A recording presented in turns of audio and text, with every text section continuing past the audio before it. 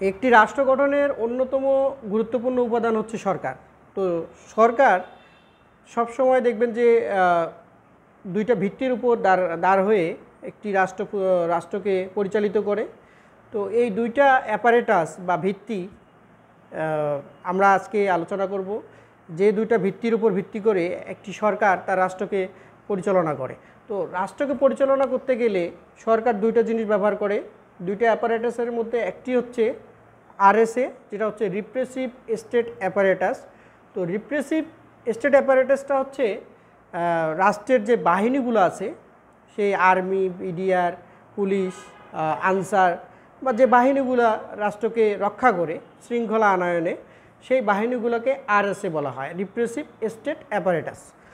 তো এরপর আরেকটি অ্যাপারেটাস আছে যেটা রাষ্ট্রকে খুব শক্তভাবে দাঁড় করিয়ে তার আদর্শ নিয়ে চলতে সাহায্য করে, সেই অ্যাপারেটাসটা হচ্ছে আইএসএ। আইএসএ হচ্ছে ইডিওলজিক্যাল স্টেট অ্যাপারেটাস। এই ইডিওলজিক্যাল স্টেট অ্যাপারেটাসটা যদি রাষ্ট্রকে সঠিকভাবে পরিচালিত করতে ব্যর্থ হয় তাহলে কিন্তু রাষ্ট্র ভেঙে যায়।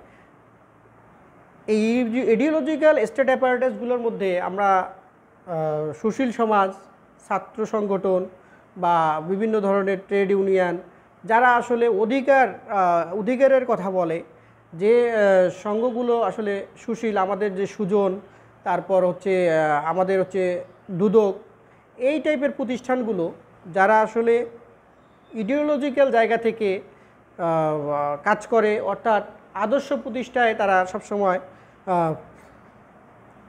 প্রতিষ্ঠিত থাকে, তারা দুর্নীতিকে বাধা দেয়। তো এই ইডিওলজিক্যাল স্টেট অ্যাপারেটাসে যদি কোনো ধরনের ফাটল দেখা যায়, কোনো ধরনের ভাঙন দেখা যায়, তাহলে কিন্তু রাষ্ট্র টেকে না। আপনি একটি রাষ্ট্রকে টিকাতে গেলে অবশ্যই ইডিওলজিক্যাল স্টেট অ্যাপারেটাসকে শক্ত হাতে প্রতিষ্ঠা করতে হবে, এবং ইডিওলজিক্যাল স্টেট অ্যাপারেটাস যেন বায়াস না হয়, কোনো কিছুর প্রতি বায়াস না হয়, এই বিষয়টার প্রতি মাথায় রাখতে হবে। ইডিওলজিক্যাল অ্যাপারেটাসে যদি কোনো ধরনের লেজুর ভিত্তি দেখা যায়, যেমন আমাদের ছাত্র সংগঠন, যারা আসলে সবসময় অধিকারের কথা বলে, যারা আসলে সবসময় আমাদের স্বাধীনতা, 52 ভাষা আন্দোলন, 2024-এর যে গণ অভ্যুত্থান হলো, তো এই বিষয়গুলোতে যারা সুস্পষ্ট ভূমিকা রেখেছে, কিন্তু ছাত্র রাজনীতির নামে হলে দখল, তারপর যে হলে যে নৈরাজ্যগুলো বিরাজ করে, বা কোনো দলের হয়ে কাজ করা, এই রকম লেজুর ভিত্তি প্রবণতা যদি কোনো ছাত্র সংগঠন বা সুশীল সমাজের যে সংগঠনগুলো আছে তাদের মধ্যে যদি তৈরি হয়, তাহলে কিন্তু সরকার টেকে না এবং সরকার ভেঙে পড়ে। এরপর আপনি বলতে পারেন যে আরএসএ তো ঠিক আছে, তাহলে আরএসএ দিয়ে একটি রাষ্ট্র আমরা চালাতে পারি, কিন্তু একমাত্র আরএসএকে দিয়ে, কোনো বাহিনীকে দিয়ে আপনি কিন্তু একটি সরকারকে চালাতে পারবেন না। যেমন আমরা 2024 সালের যে গণ অভ্যুত্থানটা বাংলাদেশে হলো, সেখানে কিন্তু আমরা দেখলাম কি, যে আরএসএ বাহিনী দিয়েই কিন্তু আমাদের সরকার কিন্তু টিকে থাকার জন্য আপ্রাণ চেষ্টা করেছিল, কিন্তু শেষ পর্যন্ত কিন্তু টিকে থাকতে পারেনি।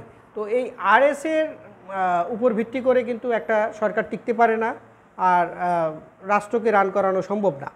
কিন্তু আরএসএর দরকার আছে। আরএসএ না থাকলে রাষ্ট্রে বিশৃঙ্খলা হয়, রাষ্ট্রে শৃঙ্খলা আনয়নে অনেক সমস্যা হয়।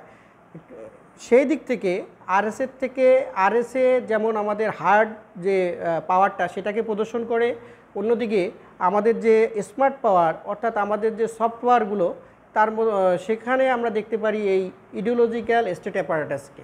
তো ইডিওলজিক্যাল স্টেট অ্যাপারেটাসের মাধ্যমে একটি সরকার কিন্তু দীর্ঘদিন ক্ষমতায় থাকতে পারে। তো এভাবে আমরা একটা সরকারকে টিকে থাকতে দেখি। সবাইকে ধন্যবাদ।